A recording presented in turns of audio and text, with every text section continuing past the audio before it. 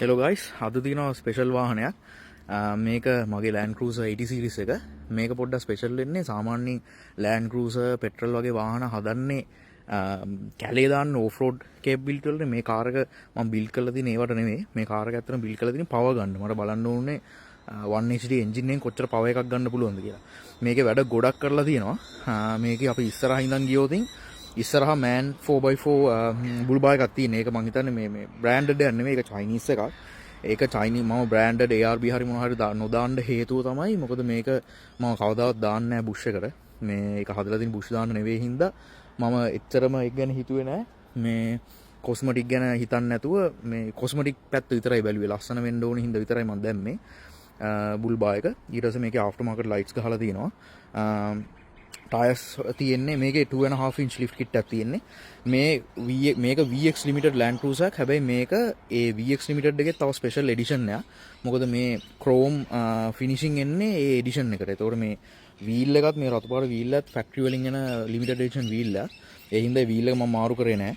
Tyres තියෙන්නේ BF Goodrich All Terrain 33 inch tyres දාලා තියෙන්නේ. මේකේ එන්ජින් එකේ වැඩ ගැන කිව්වොත් මම එන්ජින් එකේ වැඩ වලට එන්නම්. බොඩි වැඩ ඉවර වෙලා. මේකේ අන්ඩර් බොඩියේ මම ආම්ස් ඔක්කොම ගහලා තියෙන සම්පූර්ණ සුපීරියර් ඉන්ජිනියරින් කැටලොග් එකම වගේ ගහලා තියෙන නැත්ත කතාව.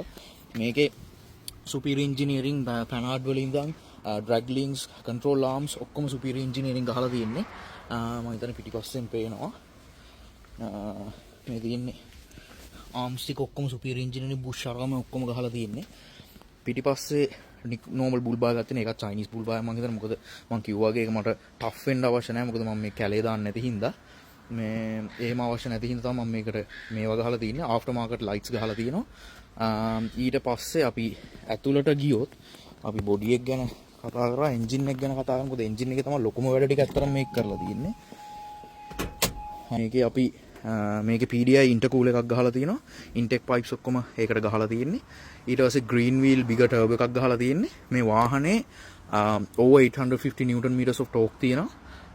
මන්ට මතක විදිහට ඩයිනෝ ටියුන් එකේ almost 200 kilowatts at the wheels. ඒ කියන්නේ BHP 300ක් වගේ.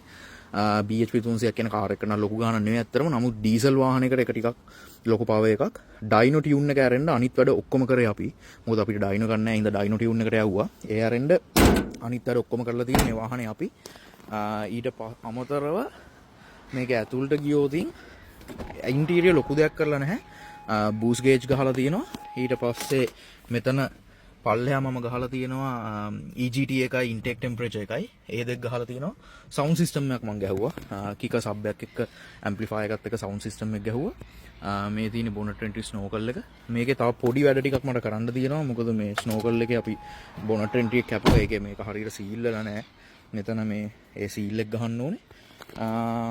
ඒ ටික තමයි මේකේ කරලා තියෙන්නේ. මේකේ පිටිපස්ස තියෙන්නේ වීල් කැරි එකයි ජෙරිකන් හෝල්ඩ් එකයි එක තියෙන බුල්බා එකක් ගත්තේ මම. ජෙරිකන් හෝල්ඩ් එක විතරයි තාම ගහලා නැත්තේ. ඒක ගහන්න ඕනේ.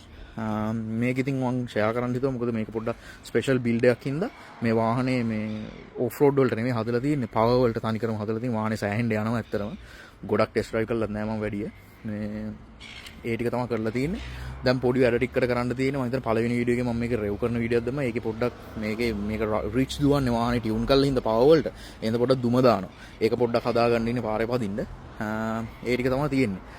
මේ වීඩියෝ එකේ තව මේකේ තව වැඩ කරනවා නම් මම තව වීඩියෝයක් අරන් එන්නම්.